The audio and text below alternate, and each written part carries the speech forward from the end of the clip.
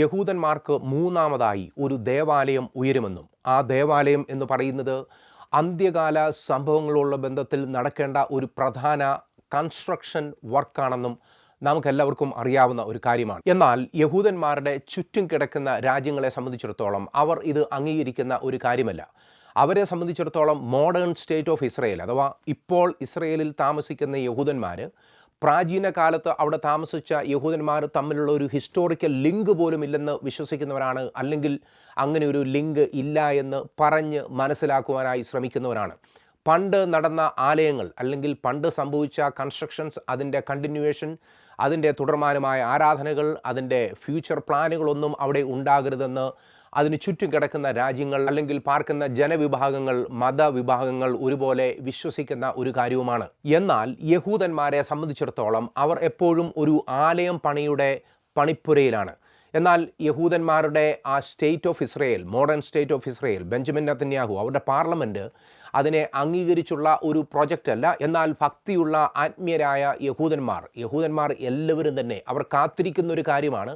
ഇതൊരു government project അല്ലെങ്കിൽ കൂടെ ഇത് ടെമ്പിൾ ഇൻസ്റ്റിറ്റ്യൂട്ടിൻ്റെയും ഒക്കെ നേതൃത്വത്തിൽ നടക്കുന്ന ഒരു പ്ലാനിംഗ് ആണ്, നിരന്തരം പ്ലാനിംഗ് ആണ്. ഒരു പുതിയ ആലയം പഴയ ആലയം സ്ഥിതി ചെയ്തിരുന്ന സ്ഥലത്ത് തന്നെ ഉയരുമെന്ന് അവർ ആഗ്രഹിക്കുന്ന ഒരു കാര്യമാണ്. പുതിയ ആലയത്തിൻ്റെ ഡീറ്റെയിൽ പറയുന്ന, എങ്ങനെയാണ് ആലയം ഇരിക്കുന്നതെന്ന് ഓരോ മുക്കിനും മൂലയിലും ഇരിക്കുന്ന കാര്യങ്ങൾ വരെ കൃത്യമായി എഴുതി വരച്ച് കാണിക്കുന്ന 3D വീഡിയോകൾ ഇപ്പോൾ ഓൺലൈനിൽ ലഭ്യമാണ്. അവിടെ ഏത് പാത്രങ്ങൾ എവിടെ ഇരിക്കണം എന്നുള്ളത് വളരെ വ്യക്തമായി യഹൂദന്മാർ പ്ലാൻ ചെയ്ത് കഴിഞ്ഞിരിക്കുകയാണ്. ഇങ്ങനെ ഒരു ആലയം ഉയർന്നു കഴിഞ്ഞാൽ അവിടെ ശുശ്രൂഷ ചെയ്യേണ്ട ലേവ്യരെ ഓൾറെഡി അതിനുവേണ്ടി ശുശ്രൂഷയ്ക്ക് വേണ്ടി ട്രെയിൻ ചെയ്യുന്ന ഒരു ഇൻസ്റ്റിറ്റ്യൂട്ട് ഇന്ന് യഹൂദന്മാരുടെ ഇടയിലുണ്ട്. ലേവ്യ പുരോഹിതന്മാരെന്ന് പറയുന്ന ഒരു ഗണം, കെഹാനീം എന്ന് പറയുന്ന ഒരു ഗണത്തെ ഇതിനുവേണ്ടി അവർ ഔദ്യോഗികമായി പരിശീലിപ്പിച്ചുകൊണ്ടിരിക്കുന്ന ഒരു ചരിത്രമാണ് അല്ലെങ്കിൽ ഒരു സംഭവമാണ് യഹൂദന്മാരുടെ ഇടയിൽ ഇപ്പോൾ നടന്നുകൊണ്ടിരിക്കുന്നത്. ആദ്യത്തെ 2 ആലയങ്ങൾ ഇരുന്ന ടെമ്പിൾ മൗണ്ടിൽ തന്നെ ആ ഒരു ആലയം ഉയരുമെന്ന് യഹൂദന്മാർ വിശ്വസിക്കുകയാണ്. എന്നാൽ ടെമ്പിൾ മൗണ്ടിൽ ഇപ്പോൾ ഡോം ഓഫ് ദ റോക്ക് സ്ഥിതി ചെയ്യുന്നുണ്ട്. ഇതൊക്കെയും മുസ്ലിങ്ങളുടെ ആരാധനാലയങ്ങളാണ്, അവരുടെ ആത്മീയ കെട്ടിടങ്ങളാണ്. എന്നാൽ അതൊക്കെ നിലനിൽക്കുമ്പോൾ തന്നെ യഹൂദന്മാർ ആഗ്രഹിക്കുകയാണ്, അവർ അങ്ങനെയുള്ളൊരു കൺസ്ട്രക്ഷന് വേണ്ടി അവർ ഒരുങ്ങുകയാണ്. അതേ, യഹൂദന്മാരുടെ ആത്മീയ ആലയം അവിടെ ഉയരുമെന്നും അക്ഷരാർത്ഥത്തിൽ ഉയരുമെന്നുള്ള അതീവ പ്രതീക്ഷയിലാണ് യഹൂദന്മാർ ആയിരിക്കുന്നത്. ഡോം ഓഫ് ദ റോക്ക് ഇപ്പോൾ സ്ഥിതി ചെയ്യുന്ന ആ ഒരു സൈറ്റിനെ കുറിച്ച് പഠിക്കുന്ന സമയത്ത് അവിടെയാണ് യഹൂദന്മാരുടെ 1ാമത്തെ ആലയവും 2ാമത്തെ ആലയവും സ്ഥിതി ചെയ്തിരുന്നത്. എന്നാൽ 7ാമത്തെ നൂറ്റാണ്ടിൽ മുസ്ലിങ്ങൾ യെരുശലേമിനെ കീഴടക്കിയ സമയത്ത് അവിടെ അവർ ഉണ്ടാക്കിയ ആലയമാണ്, അവരുടെ ആത്മീയമായിട്ടുള്ള ഒരു കൺസ്ട്രക്ഷനാണ് ഡോം ഓഫ് ദ റോക്ക് എന്ന് പറയുന്നത്. യഹൂദന്മാരെ സംബന്ധിച്ചിടത്തോളം, മോഡേൺ സ്റ്റേറ്റ് ഓഫ് ഇസ്രയേലിനെ സംബന്ധിച്ചിടത്തോളം മറ്റ് കാര്യങ്ങൾ അവിടെ ചെയ്യുന്നതിന് വേണ്ടിയുള്ള സൈനികമായിട്ടുള്ള ബലമൊക്കെ ഉണ്ടെങ്കിലും യഹൂദന്മാർ അതിനകത്ത് കൈകടത്തുന്നില്ല. മുസ്ലിങ്ങളുടെ ആത്മീയമായിട്ടുള്ള ഒരു കാര്യത്തിൽ കൈകടത്തുവാൻ അവർ ആഗ്രഹിക്കുന്നില്ല. അതിനെ അവർ ഒരു സ്റ്റാറ്റസ് കോ ആയിട്ട് മെയിൻറ്റെയിൻ ചെയ്യുക, ഇപ്പോൾ എങ്ങനെയായിരിക്കുന്നു അതുപോലെ നിൽക്കട്ടെ എന്നുള്ള നിലയിൽ തന്നെ അതിനെ നിലനിർത്തുവാനാണ് ഇപ്പോഴത്തെ ഇസ്രയേലി ഗവൺമെൻറ് ആഗ്രഹിക്കുന്നതും. അതുകൊണ്ട് തന്നെ മുസ്ലിങ്ങളെ സംബന്ധിച്ചിടത്തോളം ഡോം ഓഫ് ദ റോക്കിൽ അവർക്ക് മാത്രമാണ് ആരാധന സ്വാതന്ത്ര്യമുള്ളത്. യഹൂദന്മാർക്ക് അവിടെ വിസിറ്റ് ചെയ്യുവാനുള്ള സ്വാതന്ത്ര്യമുണ്ട്, ബാക്കിയുള്ള എല്ലാവർക്കും അവിടെ പോകാം. എന്നാൽ അവർക്ക് അവിടെ പ്രാർത്ഥിക്കുവാനോ മതപരമായിട്ടുള്ള ചടങ്ങുകൾ നടത്തുവാനോ ഉള്ള സ്വാതന്ത്ര്യമില്ല. ആത്മീയ ആരാധനാ സ്വാതന്ത്ര്യം അവിടെയുള്ളത് മുസ്ലിങ്ങൾക്ക് മാത്രമാണ്. ഇത്രയും യുദ്ധങ്ങളുമൊക്കെ നടക്കുന്ന നമ്മുടെ ഈ കാലഘട്ടത്തിൽ പോലും ആ ടെമ്പിൾ മൗണ്ട് ഒരു പ്രശ്നകലുഷിതമാകാതെ അതിനെ മെയിൻറ്റെയിൻ ചെയ്തു പോകുന്ന ഇസ്രയേലികളുടെ ആ ഒരു പോളിസിയെ നമ്മൾ എടുത്തു പറയേണ്ട ഒരു കാര്യം തന്നെയാണ്. അവിടെ യഹൂദന്മാർക്ക് പോകുവാനേ സാധ്യമാവുകയുള്ളൂ, അവിടെ പോയി ആരാധിക്കുവാനുള്ള സ്വാതന്ത്ര്യം പോലുമില്ല. എന്നാൽ അവർക്ക് വിസിറ്റ് ചെയ്യാം. അപ്പോൾ നോക്കുക, എത്ര വളരെ ബഹുമാനത്തോടു കൂടിയാണ് ആ മതപരമായിട്ടുള്ള ജീവിതത്തെ യെരുശലേമിൽ മെയിൻറ്റെയിൻ ചെയ്യുന്നതെന്നുള്ളത് നമ്മൾ മനസ്സിലാക്കുന്നുണ്ട്. യെരുശലേമിൽ യഹൂദന്മാരുടെ ആരാധന മാത്രമല്ല, മുസ്ലിങ്ങളുടെ ആരാധനയുണ്ട്, ക്രൈസ്തവരുടെ ആരാധനയുണ്ട്. അവിടെ എല്ലാ മതങ്ങൾക്കും പരിപൂർണമായിട്ടുള്ള സ്വാതന്ത്ര്യമുള്ള ഒരു സ്ഥലം തന്നെയാണ് യെരുശലേം എന്ന് പറയുന്നത്. ഇപ്പോൾ നിലവിലുള്ള എല്ലാ കെട്ടിടങ്ങളും അതുപോലെ എല്ലാ മതങ്ങളുടെയും അധികാരത്തിൽ തന്നെ നിലനിർത്തിക്കൊണ്ട് ആ യെരുശലേമിൽ ഇപ്പോൾ നിലവിലിരിക്കുന്ന സമാധാനം എന്ന് പറയുന്നത് നമ്മൾ ഇത്രയും പ്രശ്നങ്ങൾ നടക്കുന്നതിന് നടുവിലും എടുത്തു പറയേണ്ട ഒരു കാര്യം തന്നെയാണ്. എന്നാൽ യഹൂദന്മാർ വിശ്വസിക്കുകയാണ് ഒരു പെർമനൻ്റ് ആയിട്ടുള്ള ഒരു സ്ഥിരമായിട്ടുള്ള ഒരു ടെമ്പിള് അവിടെ യഹൂദന്മാർക്ക് വേണ്ടി ഉയരും എന്നുള്ളത്. അങ്ങനെ ഒരു ടെമ്പിൾ ഉയരുമെന്നും ദേവാലയം ഉയരുമെന്നും അതിനുവേണ്ടിയുള്ള ആരാധന എങ്ങനെ നടക്കണമെന്നും ആര് നടത്തണമെന്നും ഉള്ള കാര്യങ്ങളെക്കുറിച്ചുള്ള വളരെ ഡീറ്റെയിൽഡ് ആയിട്ടുള്ള ഡിസ്കഷൻസ് ആണ് യഹൂദ മതഭക്തന്മാർ നടത്തിക്കൊണ്ടിരിക്കുന്നത്. അത് യഹൂദന്മാരുടെ മാത്രം ഒരു ആലയമല്ല, ലോകത്തുള്ള എല്ലാവർക്കും വന്ന് ആരാധിക്കത്തക്ക രീതിയിലുള്ള ഒരു spiritual centre for the entire world എന്നുള്ളൊരു കൺസെപ്റ്റാണ് യഹൂദന്മാരുടെ ഉള്ളിലുള്ള കാര്യം എന്ന് പറയുന്നത്. ഈ ദേവാലയം പണിക്ക് വേണ്ടി മുൻകൈ എടുത്തിരിക്കുന്ന ടെമ്പിൾ ഇൻസ്റ്റിറ്റ്യൂട്ട് എന്ന് പറയുന്ന ഓർഗനൈസേഷൻ ഏൻഷ്യൻ്റ് ബിൽഡിംഗ് ടെക്നിക്കുകൾ പഠിക്കുകയാണ്. അതായത് പണ്ട് പണിതതുപോലെ തന്നെയുള്ള ഒരു ദേവാലയം പണിയുന്നതിന് വേണ്ടി അതുപോലെയുള്ള ബിൽഡിംഗ് ടെക്നിക്കുകൾ വരെ പഠിച്ചുകൊണ്ട് അവർ എല്ലാ രീതിയിലും ഇങ്ങനെയുള്ളൊരു ടെമ്പിൾ പണിക്ക് വേണ്ടി അവർ തയ്യാറെടുക്കുകയാണ്. നമുക്കെല്ലാം അറിയാവുന്നതുപോലെ ശമരിയ പർവ്വതത്തിൽ റെഡ് ഹെയ്ഫർ, ഒരു ചുവന്ന പശുവിനെ എപ്പോഴും അവർ തയ്യാറാക്കി നിർത്തിയിരിക്കുകയാണ്. ഒരു രോമം പോലും മറ്റ് നിറങ്ങളൊന്നുമില്ലാത്ത ചുവന്ന നിറത്തിലുള്ള ഒരു പശുവിനെ, ഒരു പശുക്കിടാവിനെ യാഗത്തിനു വേണ്ടി അവർ തയ്യാറാക്കി നിർത്തിയിരിക്കുകയാണ് ഏതു സമയവും. ഈ ടെമ്പിൾ മൗണ്ടിൽ നടന്ന ഏറ്റവും ആദ്യത്തെ ഒരു ആത്മീയ ആരാധനയുടെ ഒരു അനുഭവം എന്ന് പറയുന്നത് അബ്രഹാം തൻ്റെ പുത്രനായ ഇസഹാക്കിനെ യാഗം കഴിക്കുന്നതിന് വേണ്ടി ഒരു യാഗപീഠം ഉണ്ടാക്കി എന്നുള്ളതാണ്. ആ സൈറ്റിൽ തന്നെയാണ് ഇപ്പോൾ ഈ ആരാധനാലയങ്ങളൊക്കെ സ്ഥിതി ചെയ്യുന്നത്. അവിടെ തന്നെ ആയിരിക്കും പുതിയ ആലയം വരുന്നതെന്ന് യഹൂദന്മാർ ആഗ്രഹിക്കുകയാണ്. യഹൂദന്മാരുടെ സ്വപ്നം എന്ന് പറയുന്നത് അവരുടെ പിതാവായിരുന്ന അബ്രഹാം തൻ്റെ പുത്രനായ ഇസഹാക്കിനെ യാഗം കഴിക്കുവാനായി വന്ന, അവിടെ യഹോവയായ ദൈവം ഇറങ്ങി വന്ന് ഒരു ആട്ടിൻകുട്ടിയെ പകരമായി നൽകിയ അതേ സ്ഥലത്ത് തന്നെ, അതേ യാഗപീഠത്തിൽ തന്നെ, ആ യാഗപീഠത്തിൻ്റെ ആ സ്പോട്ടിൽ തന്നെ ഒരു ആലയം ഉയരണമെന്ന് യഹൂദന്മാരുടെ ആത്മീയ ആഗ്രഹങ്ങളിലെ പ്രധാനപ്പെട്ട കാര്യമാണ്. എന്നാൽ ടെമ്പിൾ എന്ന് പറയുന്നത് ഒരു പ്രോഫറ്റിക് ഇവൻ്റാണ്, പ്രാവചനികമായ ഒരു ഇവൻ്റാണ്. അന്ത്യകാലത്തോടുള്ള ബന്ധത്തിൽ നടക്കേണ്ട പ്രധാനപ്പെട്ട ഒരു സംഭവമായി ഇങ്ങനെയുള്ള ഒരു ടെമ്പിൾ അഥവാ ദേവാലയം ബൈബിളിൽ നിൽക്കുന്നതായി നമുക്ക് മനസ്സിലാക്കുന്നുണ്ട്. എൻഡ് ടൈമുമായി ഒരു ഡയറക്റ്റ് കണക്ഷനുള്ള ഒരു സംഭവമായിരിക്കും അത്. അതായത് അവസാന കാലത്ത് നടക്കേണ്ട ആ സംഭവങ്ങൾ, അതിനുള്ള ബന്ധത്തിൽ ഏറ്റവും പ്രധാനപ്പെട്ട ഒരു കണക്ഷൻ പോയിന്റും കൂടി ആയിരിക്കും ഈ ദേവാലയത്തിൻ്റെ സൃഷ്ടിപ്പ് എന്ന് പറയുന്നത്. അബ്രഹാമിനോടും ഇസഹാക്കിനോടും യാക്കോബിനോടും ഒക്കെ പറഞ്ഞതുപോലെ ഈ ഒരു സ്ഥലം യഹൂദന്മാർക്ക് ലഭ്യമാകും. അത് അവിടെ നിങ്ങൾ വരുന്ന സമയത്ത് നിങ്ങൾ അവിടെ എനിക്കൊരു യാഗപീഠം പണിയണം എന്നുള്ളത്, അല്ലെങ്കിൽ തലമുറ പിന്നീട് അവിടെ വരുന്ന സമയത്ത് അവരും അങ്ങനെ ഒരു ആലയം അവിടെ പണിയണമെന്നും യാഗപീഠം പണിയണമെന്നും ആരാധന മെയിൻറ്റെയിൻ ചെയ്തു പോകണം എന്നുള്ളതും ദൈവത്തിൻ്റെ കൽപ്പനയിലും ആഹ്വാനത്തിലും നമുക്ക് വായിക്കുവാൻ സാധ്യമായി തീരുന്ന കാര്യമാണ്. ആവർത്തന പുസ്തകം 12-ാം അധ്യായം അതിൻ്റെ 10-ാമത്തെ വാക്യത്തിൽ ഇങ്ങനെയാണ് ദൈവം പറഞ്ഞിട്ടുള്ളത്: നിങ്ങൾ യോർദാൻ കടന്ന് നിങ്ങളുടെ ദൈവമായ യഹോവ നിങ്ങൾക്ക് അവകാശമായി തരുന്ന ദേശത്ത് വസിക്കുകയും ചുറ്റുമുള്ള നിങ്ങളുടെ സകല ശത്രുക്കളെയും അവർ നീക്കി നിങ്ങൾക്ക് സ്വസ്ഥത തരികയും നിങ്ങൾ നിർഭയമായി വസിക്കുകയും ചെയ്യുമ്പോൾ നിങ്ങളുടെ ദൈവമായ യഹോവ തൻ്റെ നാമം സ്ഥാപിപ്പാൻ തിരഞ്ഞെടുത്തിരിക്കുന്ന സ്ഥലത്ത് നിങ്ങളുടെ ഹോമയാഗങ്ങൾ, ഹനനയാഗങ്ങൾ, ദശാംശങ്ങൾ, നിങ്ങളുടെ കരങ്ങളിലെ ഉദർച്ചാർപ്പണങ്ങൾ, നിങ്ങൾ യഹോവയ്ക്ക് നേരുന്ന വിശേഷമായ നേർച്ചകളെല്ലാം എന്നിങ്ങനെ ഞാൻ നിങ്ങളോട് ആജ്ഞാപിക്കുന്നതൊക്കെ നിങ്ങൾ അവിടെ കൊണ്ടുവരണമെന്ന് ദൈവം പറഞ്ഞിട്ടുള്ള ഒരു കാര്യമാണ്. അവർ അവരുടെ പ്രോമിസ് ലാൻഡിൽ പ്രവേശിക്കുന്നതിന് മുമ്പ്, അവർ ഈജിപ്തിൽ അടിമകളായിരിക്കുന്ന സമയത്ത് തന്നെ അവരുടെ യാത്രയിലും ദൈവം അവരോട് പറഞ്ഞിട്ടുള്ള, ആവർത്തിച്ച് പറഞ്ഞിട്ടുള്ള ഒരു കാര്യമാണ്. നിങ്ങൾ യോർദാൻ കടന്നാൽ ഉടനെ എനിക്ക് വേണ്ടി ഒരു ആലയം ഉണ്ടാക്കണമെന്ന് ദൈവത്തിൻ്റെ കൽപ്പന തന്നെയാണ്. അതുകൊണ്ട് തന്നെ ശലോമോൻ എന്ന് പറയുന്ന ആ ഒരു വലിയ ജ്ഞാനിയായ രാജാവ് ആദ്യത്തെ ദേവാലയം പണിയുന്നു. ഇവന്തോ ശലോമോൻ്റെ പിതാവായ ദാവീദാണ് അതിൻ്റെ എല്ലാ കാര്യങ്ങളും ക്രമീകരിച്ചതെങ്കിലും, എന്നാൽ പിന്നീട് ബാബിലോണിയർ ആ ദേവാലയം തകർക്കുന്നു. അതിനുശേഷം പ്രവാസത്തിൽ നിന്ന് മടങ്ങി വരുന്ന ജനം രണ്ടാമത് ഒരു ആലയം പണിയുന്നു. എന്നാൽ രണ്ടാമത് പണിത ആലയം AD 70 റോമാക്കാർ തകർക്കുന്നു. അതിനുശേഷം അവിടെ ഉയർന്ന ആലയം എന്ന് പറയുന്നത് ഡോം ഓഫ് ദ റോക്കാണ്. എന്നാൽ യഹൂദന്മാരെ സംബന്ധിച്ചിടത്തോളം ഭൂമിയുടെ എല്ലാ ഭാഗത്തും ചിന്നിച്ചിതറിപ്പോയെങ്കിലും അവരുടെ ഏറ്റവും പ്രധാനപ്പെട്ട കാര്യം, മറ്റ് സ്ഥലങ്ങളിൽ അവർക്ക് സിനഗോഗുകൾ ഉണ്ടെങ്കിലും അവരുടെ സ്വദേശത്തേക്ക് മടങ്ങി വന്ന് അവർ ഒരു ആലയം പണിയും എന്നുള്ളത് തന്നെയാണ് യഹൂദൻ്റെ ഡ്രീം എന്ന് പറയുന്നത്. ഒന്നാമത്തെ ദേവാലയം തകർക്കപ്പെടുന്നതിന് മുമ്പ് തന്നെ യെശയ്യാ പ്രവാചകൻ 2-ാം അധ്യായം അതിൻ്റെ 1-ാമത്തെ വാക്യത്തിൽ നമ്മൾ വളരെ വ്യക്തമായി ഒരു സൂചന ലഭ്യമാകുന്നുണ്ട്.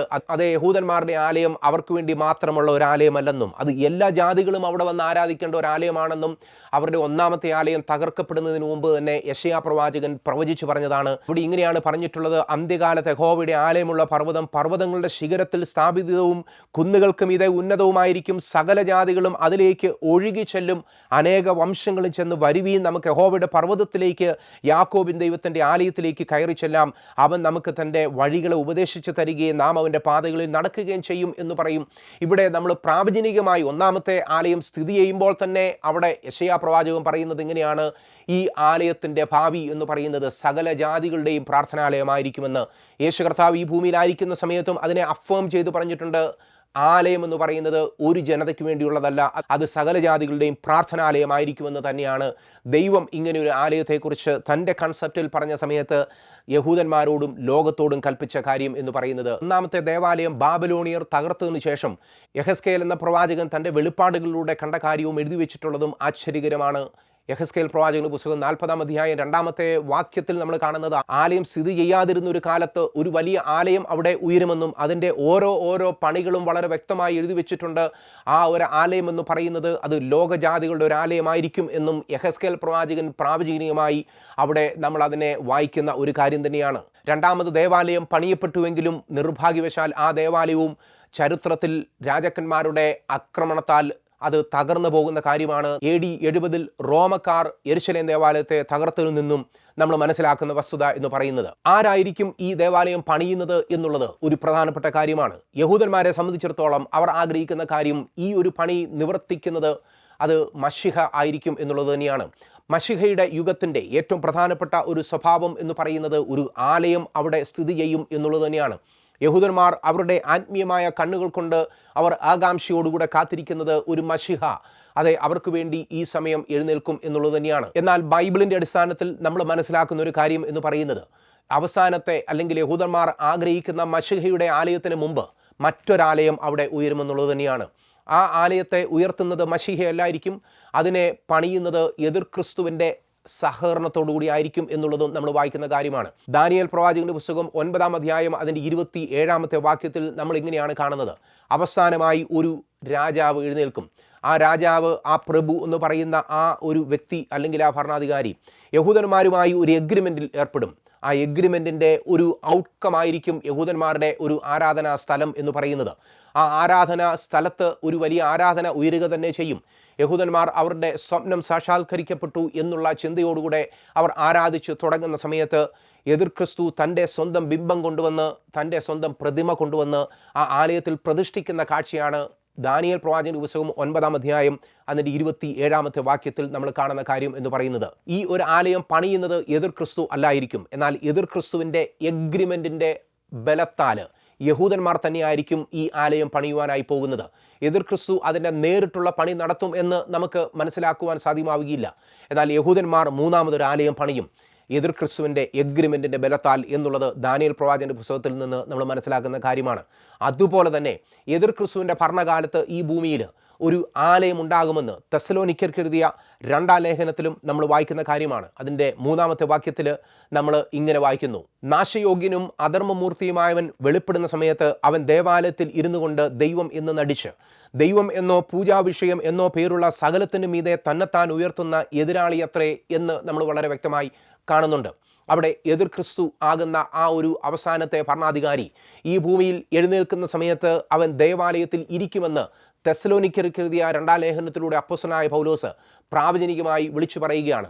വളരെ സുനിശ്ചിതമായ ഒരു കാര്യം എന്ന് പറയുന്നത് യഹൂദന്മാർ ആഗ്രഹിക്കുന്നത് പോലെ ഒരു പെർമനൻ്റ് ആയിട്ടുള്ള ഒരു ആലയം അവിടെ ഉയരുന്നതിന് മുമ്പ് എതിർ ക്രിസ്തുവിൻ്റെ നേതൃത്വത്തിൽ ഒരു ആലയം അവിടെ ഉയരും എന്നുള്ളത് തന്നെയാണ്.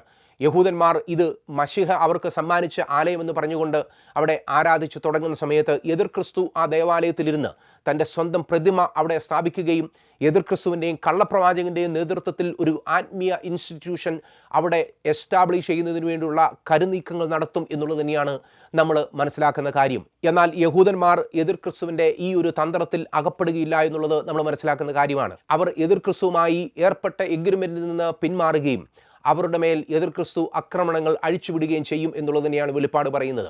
7 വർഷത്തെ എതിർ ക്രിസ്തുവിൻ്റെ ഭരണകാലത്ത് നടക്കേണ്ട കാര്യങ്ങളാണ് ഇതൊക്കെ.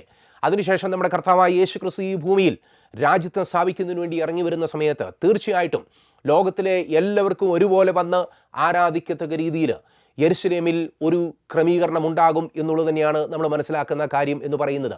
അവിടെ ഒരു അക്ഷരാർത്ഥത്തിലുള്ള ഒരു ആലയത്തിൻ്റെ ആവശ്യമില്ല, എന്നാൽ അവിടെ ഒരു ആലയം ഉണ്ടാകും എന്നുള്ളത് തന്നെ നമുക്ക് മനസ്സിലാക്കാവുന്ന കാര്യമാണ്. കാരണം യെശയ്യാ പ്രവാചകന്റെ പുസ്തകത്തിലും യെഹെസ്കേൽ പ്രവാചകന്റെ പുസ്തകത്തിലും വായിക്കുന്ന ആലയത്തിൻ്റെ പൂർത്തീകരണം നടക്കേണ്ടതായിട്ടുണ്ടല്ലോ.